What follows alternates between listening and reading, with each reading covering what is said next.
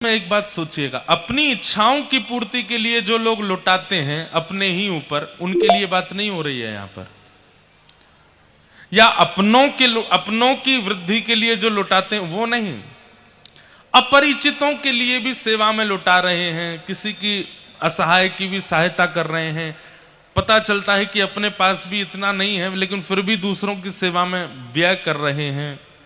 ऐसी स्थिति चित्त में आ जाए और देने में संकोच नहीं होता, देने में कष्ट नहीं होता, देने में कोई चिंता नहीं होती, देने में आनंद आने लगे, तब समझो ठाकुर जी आ गए। या तो आ गए या आ रहे हैं, रास्ते में हैं। ठाकुर जी आएंगे तो संग्रह का मन नहीं करेगा। ठाकुर जी जीवन में आएंगे तो दूसरा लक्षण क्या है? सबके प्रति प्रीत, सबसो नेह। जिसको देखोगे उसमें गुण दिख जाएगा, किसी में दोष नहीं दिखेगा। हमारे हरिराम व्यास जी, जिनकी हम चर्चा परसों सुन रहे थे कथा में, इतना सुंदर वर्णन करते हैं उनकी लीला में कि हरिराम व्यास जी हर व्यक्ति को ठाकुर जी के गुण से देखते थे। अगर कोई क्रोधी है तो हरिराम व्यास जी कहते जय हो परशुराम जी आ गए, प्रणाम करो। अगर कोई हाइट में छोटा है, कई लोगों की हाइट ज्यादा बढ़ नहीं पाती, 3, साढ़े 3, 4 फीट पे डी एंड हो जाते हैं, उनको देख करके लोग कहते हैं देखो नाटे रह गए, छोटे रह गए। लेकिन हरिराम व्यास जी जब छोटे लोगों को देखते तो कहते ओहो जय हो, बड़ी कृपा। बोले क्या हुआ? बामन भगवान आए हैं, छोटे से हैं। कोई बहुत श्याम वर्ण का है तो कृष्ण है, कोई बहुत गंभीर है तो राम है। हरिराम व्यास जी किसी को भी दोष दृष्टि से नहीं देखते थे, सब में ठाकुर जी का अनुभव। ठाकुर जी जब जीवन में आएंगे तो ऐसे ही हो जाओगे, सबकी खूबियां दिखने लगेंगी, सबकी अच्छाइयां दिखने लगेंगी। ठाकुर जी जीवन में आएंगे तो मौन रहना शुरू कर दोगे। एक बात बताएं आपको, सारी लड़ाइयों की जड़ क्या है? बोलना। सारी लड़ाइयों की जड़ है लूली बाई। हमने जीव का नाम रखा है लूली बाई। कौन सी बाई? हाँ, इनके अंदर एक भी हड्डी नहीं है, लूली बाई है, पर पूरी हड्डियां तोड़वाने की सामर्थ्य रखती हैं। आपकी सारी हड्डियां ये तोड़वा सकती हैं, आपके पूरे जीवन को नरक बना सकती है ये लूली बाई। चाहे आप कितनी भी कैल्शियम की गोलियां खा लो, सब जगह की हड्डियां मजबूत हो जाती हैं, पर ये लूली ही रहती हैं। परंतु इनके कारण आपका जीवन बिगड़ जाता है, बन जाता है, श्रेष्ठ हो जाता है, सब कुछ होता है। नरकगामी भी यही करवा देंगी और भगवत प्राप्ति भी यही करवाएंगी। इसलिए ये बहुत खतरनाक है। जब इनसे कुछ कहने की इच्छा कम हो जाए, मौन रहने का मन होने लगे। और मौन व्यक्ति दो स्थिति में होता है, या तो अत्यंत दुखी व्यक्ति मौन होता है, या फिर अत्यंत विवेकी व्यक्ति मौन होता है। जिसका ज्ञान पच जाता है ना, जैसे ज्ञान की भी अपच होती है कई लोगों को। ज्ञान की अपच कैसी होती है? ज्ञान लेने के बाद सबको सुनाने का मन हो जाए। ओ सुनो, तुम बैठो, हम तुमको एक बात बताते हैं, तुम इधर आओ, तुमको एक बात, तुम क्या जानो, हमसे पूछो। ये ज्ञान की अपच है। और ज्ञान का पाचन जिनका हो जाता है वो कैसे हो जाते हैं? नहीं नहीं, आप जो कह रहे हैं वही ठीक है, वही बढ़िया है। और फिर जब पूरी सभा हो जाती है तब 2-4 गुणी लोगों को बुला, भैया देखो इन्होंने जो कहा सब ठीक है, आप इनकी बात तो माननी है, परंतु मूल बात ये है। ये ज्ञानी, ये विवेकी व्यक्ति का लक्षण है। ज्ञान जब पच जाता है तब व्यक्ति विवेकी बनता है। और हमारे गोस्वामी तुलसीदास जी कहते हैं, बिनु सत्संग विवेक न होई, राम कृपा बिन सुलभ न सोई। मेरे सागर के भैयाओं, तुम्हारे हाथ जोड़ूं, ये एलईडी पे तुम चढ़ गए हो, किसी पे गिर गई तो भैया नीचे आ जाओ, ऐसे मत करो। बेचारे कई लोग तो एलईडी कोई व्यास जी समझ के कथा सुन रहे हैं, पता चली थोड़ी देर में व्यास जी कूद पड़े ऊपर से। वहां करंट होगा, कोई तार वार लग जाएगा। ऊपर मत चढ़िए, सब लोग नीचे बैठ के कथा सुन लो, खड़े खड़े सुन लो बाहर। हाँ, खड़े रहने तो बस, एलईडी के ऊपर मत चढ़ो। हाँ, धन्यवाद आपका, जय हो। वाह भैया, अगली बार 3 पंडाल बनवा देंगे, एक यहां, एक इधर, एक इधर, फिर बैठना आप।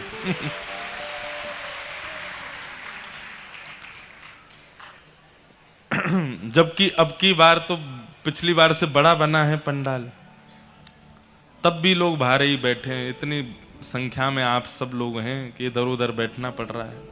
अच्छा, एक बात बोले हम आपको, हम किसी और शहर का नाम नहीं लेंगे, पर हमने एक शहर में आप लोगों की बड़ी प्रशंसा की थी। हमने कहा, मैंने कि देखो अपने क्या कहते हैं सागर में 50,000 लोग आएंगे, लेकिन आप देख लेना सुई गिरोगे तो उसकी आवाज भी आ जाएगी, इतनी शांति से सुनते हैं। वो बात अलग है, एलईडी वगैरह पे चढ़ जाते हैं ऊपर, पर वहां भी शांति से ही सुन रहे हैं। देखो खड़े हैं लेकिन शांति से सुन रहे हैं, कोई हल्ला नहीं। ये अच्छा लगता है। सागर के लोग बड़े अच्छे हैं, बहुत बढ़िया है। तो नहीं तो कई जगह तो इतनी भीड़ में हल्ला ही होता रहता है। बाहर मेला लगता है तो मेला से पीपनी और ले आते हैं, उसको बजाते रहते हैं कथा में। कथा कहने के लिए व्यास जी को जो माहौल चाहिए वो सागर में अच्छा प्रकट हो जाता है, इसलिए हम कथा कह पाते हैं। नहीं तो टाइम पास होता है, 3 घंटा कब पूरे हो हम भी प्रणाम करके चलें। यहां के लोग सुनते हैं, अच्छा लगता है। बस कोई घटना ना घटे इसका ध्यान रखना। हाँ, तो क्या बता रहा था मैं? ज्ञान की अपच। कई लोगों को ज्ञान पचता नहीं, और जब ज्ञान पचता नहीं है तो वो क्या करते हैं, सब जगह अपना ज्ञान बताते रहते हैं, देते रहते हैं। पर ज्ञान जिसका पच जाता है, ज्ञान की पाचन से ही विवेक बुद्धि प्रकट होती है, और विवेकी व्यक्ति शांत रहता है, कम बोलता है, अल्प वचनों से अपनी बातों को पूरी करता है। जिसको एक बात समझाने के लिए 4 पैराग्राफ चाहिए, वो भी व्यक्ति विवेकी नहीं। अपनी बात समझाने के लिए शब्द चाहिए, बस कुछ शब्दों में अपनी बात की पूर्णता कर दे, उसको विवेकी कहते हैं। और ऐसा व्यक्ति मौन रहता है, शांत। आपको पता है व्रत 2 ही होते हैं, एक तो अन्न का व्रत और एक मौन व्रत। इन दोनों का व्रत क्यों किया जाता है पता है आपको? क्योंकि इन दोनों से ही हमारी आयु घटती है। अन्न जितना खाएंगे उतनी आयु घटेगी, और जितना बोलेंगे उतनी आयु घटेगी। जब हमने ये बात सुनी तो हमने सोचा भाई हमारी आयु तो फिर बहुत जल्दी घट जाएगी। 4 घंटा तो हमको बोलते ही रहना है नॉन स्टॉप, गाना भी है, बोलना भी है, उसके अलावा भी आगे पीछे बोलना। तो हमारे गुरुदेव ने एक बहुत अच्छी बात कही, जो विषय वार्ता करते हैं, विषय वार्ता मतलब संसारी चर्चा, जो विषय वार्ता करते हैं, संसारी चर्चा करते हैं, उनका बोलना बोलना माना जाता है। और जो भगवत चर्चा करते हैं, भगवत चर्चा भी उनकी मौन ही मानी जाती है। अभी भी हम मौन ही हैं। अगर देखा जाए तो हम हर दिन 5 घंटे मौन हैं। क्यों? 3 घंटे केवल भगवत चर्चा कर रहे हैं, ये मौन है। इसमें आपका मौन टूटता नहीं है, इसमें वाणी की जो खपत होती है वो होती नहीं है। ये मूलतः श्रेष्ठ ही है। तो इसलिए कम बोलिए। मौने च कलहो नास्ति, एक नियम हमारे कहने से अगर सागर वाले बना सकें तो हम आपको सत्य बता रहे हैं, आप वो प्राप्त करेंगे कि आप हमको याद रखोगे। दिन भर में 1.5 से 2 घंटा सूर्य उदय और सूर्य अस्त के बीच में मौन होना शुरू हो जाइए।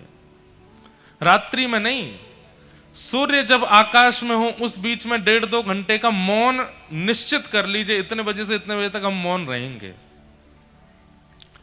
और मौन का मतलब यह नहीं है कि मुख से तो बोल नहीं रहे लेकिन मैसेज चल रहे हैं धुआंधार, व्हाट्सएप चल रहा है, फेसबुक चल रही है, नहीं, मौन का मतलब है कि किसी भी प्रकार के विचारों का आदान प्रदान होना ही नहीं है, वो मौन।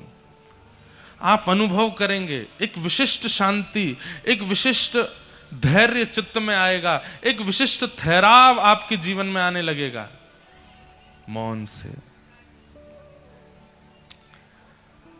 तो ठाकुर जी जीवन में आएंगे तो क्या होगा? सबसे पहला, संग्रह का मन नहीं होगा, लुटाने का मन होगा। ठाकुर जी जीवन में आएंगे तो क्या होगा? दोष दिखने बंद होंगे, गुण दिखने प्रारंभ होंगे। ठाकुर जी जीवन में आएंगे तो क्या होगा? कौन, कोई चिल्ला रहे हैं वहां पे, उनको कह दो धीरे बोलें थोड़े। ठाकुर जी जीवन में आएंगे तो क्या होगा? मौन रहना प्रारंभ कर दोगे। और एक अंतिम बात बता दूं, ठाकुर जी जीवन में आएंगे तो क्या होगा?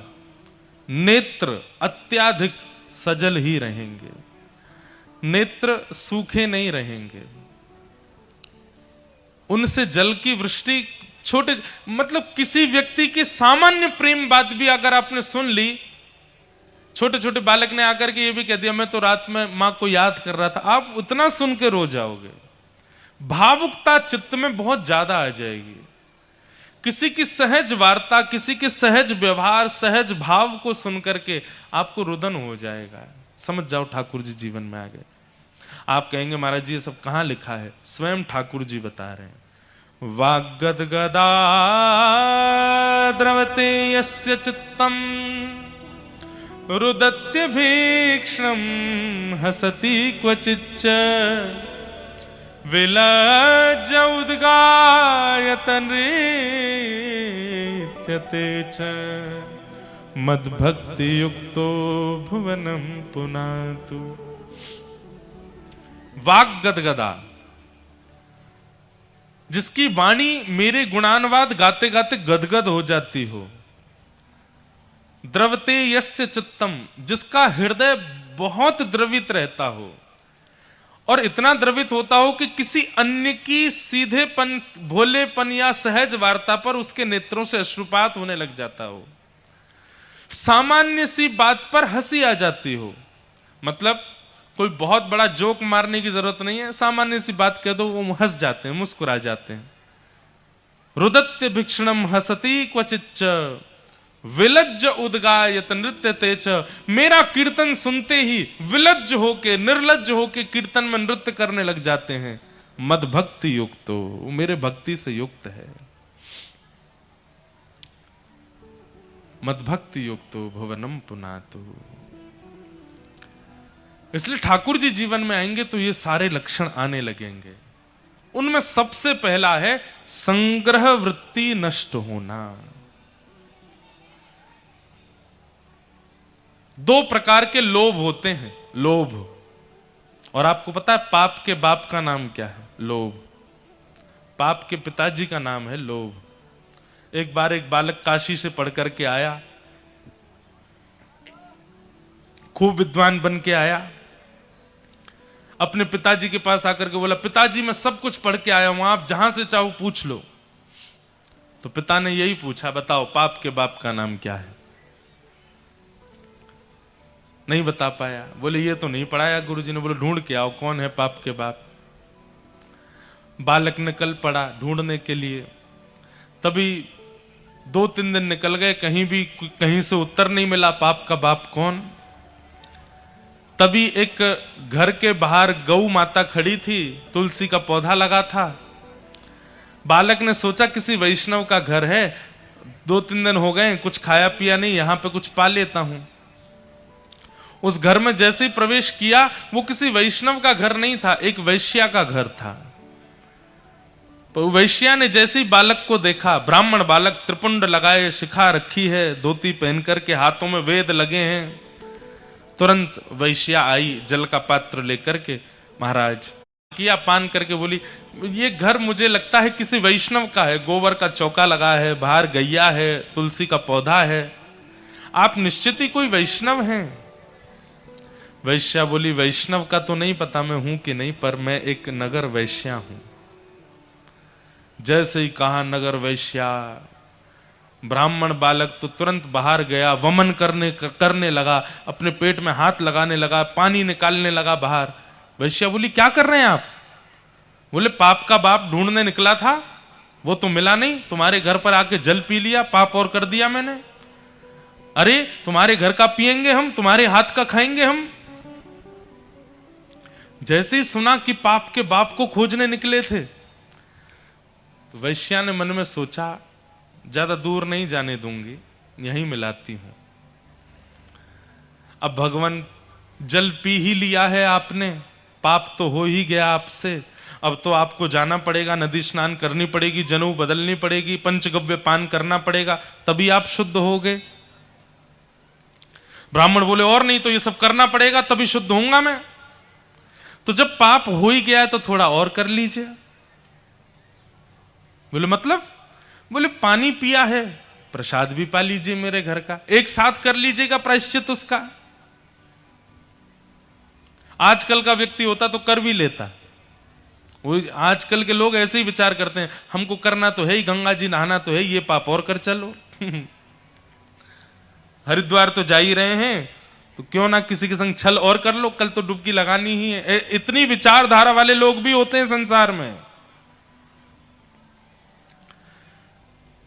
ब्राह्मण बालक तो लाल वर्ण का हो गया उसका चेहरा, तुम कह कैसे सकती हो मुझसे, मैं तुम्हारे घर का भोजन करूंगा। वैश्या बोली कितने दिन हो गए आपको घर से निकले? बोले 3 दिन हो गए। कुछ पाया? बोले नहीं पाया। अब पाप का बाप पता नहीं कल मिले परसों मिले, कब मिलेगा, कब तक भूखे रहोगे आप, कुछ पा लीजिए। मैं कहीं और पालूंगा, तेरे घर का नहीं पाऊंगा। इतने दिन से आप अकेले घूम रहे हैं, आपके पास धन भी नहीं होगा, मेरे घर अगर आप प्रसाद पाएंगे तो मैं दक्षिणा में 5 सोने की मोहर आपको प्रदान करूंगी, और फिर बाद में प्रायश्चित तो आप कर ही लोगे, कम से कम 4-5 दिन के लिए कुछ हो तो जाएगा आप पे व्यवस्था। 5 सोने की मोहर। बालक ने कहा 5 सोने की मोहर ठीक है, मैं पा तो लूंगा, लेकिन मैं अपने हाथ से बनाऊंगा, तुम्हारे हाथ से बना हुआ नहीं पाऊंगा। हाँ ठीक है, मैं सीधा सामान दे देती हूं, आप बना लेना। आटा दाल चावल सब रख दिया, गोबर का चौका लगा दिया, बोले आप बना लीजिए। बालक, ब्राह्मण बालक जैसे ही बैठा बनाने के लिए, वैश्या आई आकर के बोली मुझे बहुत कष्ट हो रहा है, मैं देख नहीं पा रही हूं, आप मेरे सामने बैठ के अपने हाथ से बना रहे हैं, मैं 5 की जगह 10 सोने की मोहर दक्षिणा में दे दूंगी, मुझे बनाने दीजिए ना, ये अवसर मुझे कब मिलेगा। ठीक है तुम बना लो, लेकिन गंगा जल में बनाना। ठीक है, प्रसाद बनाया, बना करके थाली में परोस दिया। ब्राह्मण जैसे ही पाने के लिए बैठे, वैश्या ने कहा आपकी आज्ञा हो तो एक कवल में अपने हाथ से तोड़ के खिलाऊं आपको, अपने हाथ से।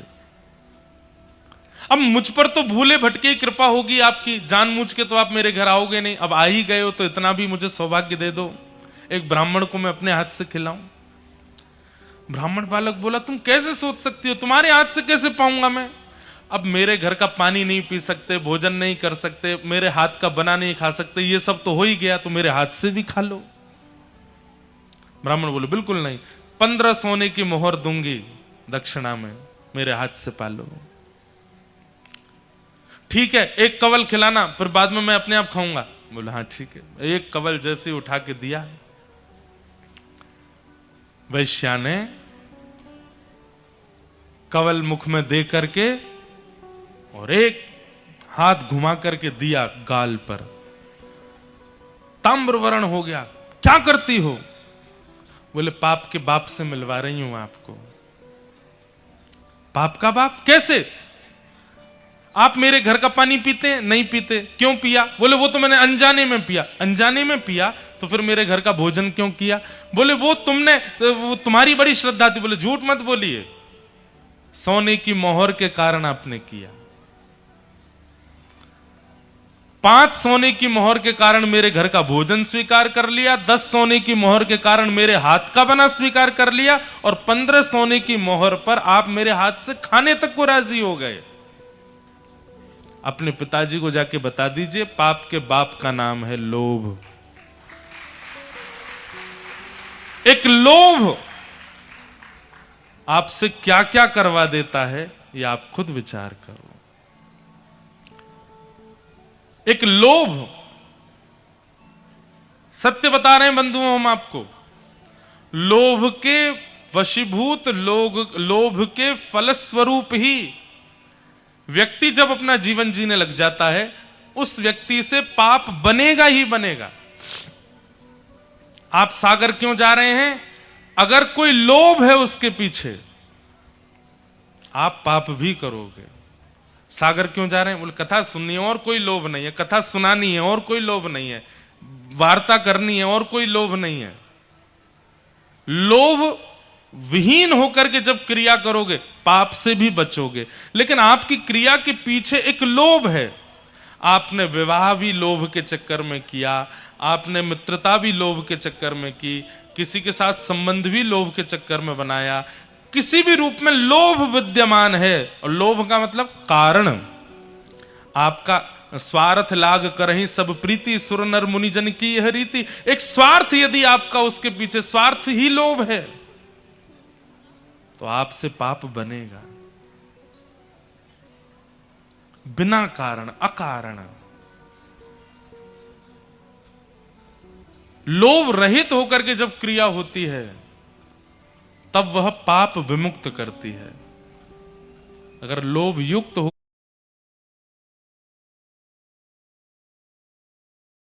करके हो, अब लोग गिरिराज जी की परिक्रमा लगाने जाते हैं, 22 किलोमीटर की परिक्रमा लगाते हुए लोगों से पूछो, भैया काय को आए हो परिक्रमा लगाने? अब बेटा की नौकरी ना लग रही, या हमारे लगाने आए हैं। लोभ। दूध क्यों चढ़ा रहे हैं शंकर जी पे? वो नहीं हो रहा इसलिए चढ़ा रहे हैं। लोभ। और फिर लोभ तो स्वयं करते हैं, ठाकुर जी को लोभ और दे देते हैं। अगर मेरा ये काम बन गया तो मैं आपके लिए ये करवा दूंगा। ठाकुर जी कहते हैं, वारे लोभी, स्वयं भी लोभ करके आया और मुझे और लोभ दे के जा रहा है कि मेरा ही काम करवा दो तो मैं आपका ये कर दूंगा, आपके लिए सोने का छत्र चढ़ा दूंगा, आपका मंदिर का द्वार बनवा दूंगा। लोभ पाप का बाप है, उससे बचिए। ब्राह्मण ने तुरंत वैश्या के चरण पकड़े, मां मुझे क्षमा कर दो, मैंने केवल आपकी बात सुनकर के आपके आचरण पर और आपके चरित्र पर मैंने कुदृष्टि रखी, पर आप तो मेरी गुरु हो। आपने जो विद्यालय में 5 साल में नहीं सीख पाया मैं, वो आपने 15 मिनट में मुझे बता दिया। पाप का बाप कौन? लोभ। लोभ नहीं करना है। ठाकुर जी जब जीवन में आएंगे तो लोभ जाएगा, लोभ निकलेगा। नंद बाबा का लोभ जा चुका है, अटारी पे खड़े है करके लुटा रहे हैं महाराज, भर भर के लुटा रहे हैं नंद बाबा। हाथी दीने, घोड़ा दीने, और दीनी पालकी, बालकन को लाडू पेड़ा, बूढ़ेन को लापसी, कड़े दीने, छड़े दीने, दीनी मुक्ता मालकी, सबको प्रदान कर रहे हैं। 6 दिन के ठाकुर जी भय, तभी पूतना नाम की राक्षसी आई, और पूतना रूप बदल करके आई। जैसी है वैसी नहीं आई है, अपने रूप को परिवर्तित करके आई है। जैसे ही पूतना का आगमन हुआ, कहते इतनी सुंदर बन के आई थी, इतनी सुंदर बन के आई थी कि वहां सब में चर्चा होने लगी। भैया नंद जी के लाला को देख के तो ऐसा लगे परमात्मा आए होगो, और आज हमारी बात सिद्ध है गई। क्यों? ये जो आई का है, यह देख करके ऐसा लग रहा है कि लक्ष्मी ही दर्शन करवे जा रही है, इतनी सुंदर। उसका रूप राक्षसी का है, परंतु बन के सुंदर जा रही है। बंधु हमारी एक बात मानिएगा, ठाकुर जी के सन्मुख रूप परिवर्तित करके मत जाओ। रूप परिवर्तित मतलब श्रृंगार से नहीं है हमारा मतलब। हृदय जैसा है, विचार जैसे हैं, व्यवहार जैसा है, भाव जैसा है, वैसे जाओ। मैं अगर मंदिर में जाता हूं और मुझे ये याद रहे कि मैं महाराज जी हूं, ठाकुर जी के लिए मैं पूतना हूं, अरे महाराज जी बन के आए हो। मैं मंदिर में जाऊं, मुझे याद रहे मैं मंत्री हूं, मैं ये हूं, मैं वो हूं, मेरी ये पदवी है, तो ठाकुर जी के लिए हम पूतना ही हैं। वहां तो तुम जो हो वैसे जाओ। मुझे मेरे अवगुण पता है, मेरे अंदर कौन कौन से अवगुण हैं, उन अवगुणों को चित्त में धारण करके मैं ठाकुर जी के सन्मुख जाऊं। हे नाथ, कौन कुटिल खल कामी मोसम, कौन कुटिल खल कामी मोसम, जो तन दियो ताहि बिसरायो, जो तन दियो ताहि बिसरायो, ऐसो नमक हरामी, ऐसो मौसम, कौन कुटिल खल कामी मौसम, कौन कुटिल। ये शब्द सूरदास जी के हैं। वो सूरदास जिनको बिना नेत्रों के ठाकुर जी का दर्शन हो जाता है, और वो सूरदास कह रहे हैं कौन कुटिल खल कामी। इसका मतलब क्या है? ठाकुर जी के आगे अपनी सूक्ष्म से सूक्ष्म दुर्विचार, दुर्भावना, दुर्व्यवहार और दूषितता को स्वीकार करो कि हम ऐसे हैं। आप सब जानते हो, मुझे स्वीकार करो नाथ। जब हम अपने अवगुण ठाकुर जी के सन्मुख भी छुपाने लगते हैं, तब ठाकुर जी को हमारे प्रति पूतना का भाव आता है। पूतना है, पूतना ने क्या किया? है तो कुरूपणी, है तो राक्षसी, लेकिन बन करके गई है परम सुंदरी। जैसे ही पूतना पहुंची, पूतना के आते ही सब ब्रजवासी उसके रूप को देखने लगे, कितनी सुंदर, कितनी सुंदर, कितनी सुंदर। अरे नंदरानी यशोदा जी ने भी एक बार भी पूछा नहीं, जैसे ही देखा सुंदर रूप, यशोदा मैया बोले, अरे सुंदरी कहां ते आई हो, बड़े दिनों बाद दिखी, पहली बार दिखी हो। पूतना को देख करके यशोदा मैया ने भी सहज भाव में लाला को उनकी गोद में दे दिया। हम मानवों का स्वभाव है कि हम रूप और वस्त्र देख करके बहुत जल्दी विश्वास करते हैं। एक बात बहुत ध्यान से सुनिएगा, संसारी व्यक्ति और आध्यात्मिक व्यक्ति में एक और बहुत बड़ा डिफरेंस है। क्या? संसारी व्यक्ति रूप और वर्ण पर विश्वास बहुत जल्दी कर लेता है। रूप है और वर्ण है, वस्त्र हैं, तो फिर नाम क्या है, गोत्र क्या है, कौन से गांव के हैं, ये सब बाद की बात है। विश्वास सहज पहले हो जाता है।